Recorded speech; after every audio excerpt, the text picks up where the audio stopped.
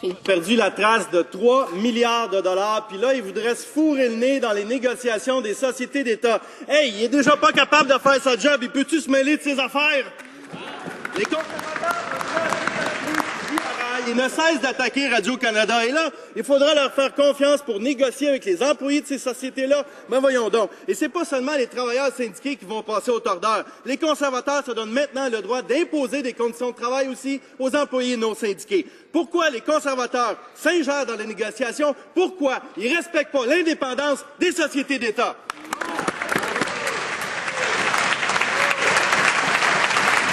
Le président du Conseil du Trésor.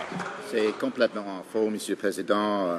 Je peux dire que c'est en définitive du gouvernement que relèvent les finances des sociétés d'État.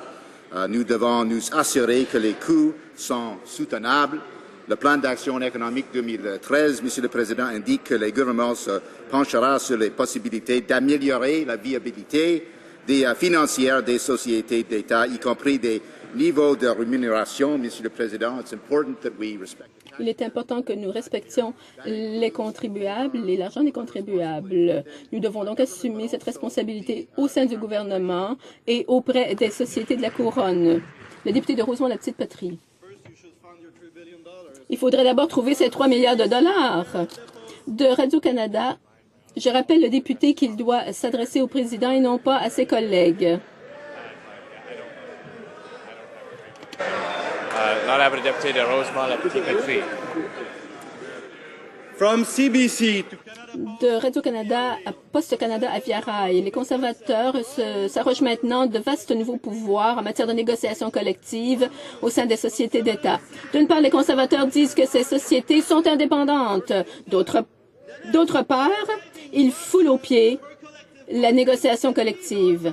Et ce ne sont que les dernières attaques des conservateurs à l'endroit des droits des travailleurs. Pourquoi se servent-ils de leur budget d'exécution, de leur projet de loi d'exécution du budget pour nuire à la négociation collective dans les sociétés d'État? Le président du Conseil du Trésor. Monsieur le Président, nous, de ce côté-ci de la Chambre, nous défendons les contribuables, la reddition de comptes. Mais, Monsieur le Président, je ne peux passer sous silence le fait que le député a fait une blague il y a un moment au sujet des activités antiterroristes.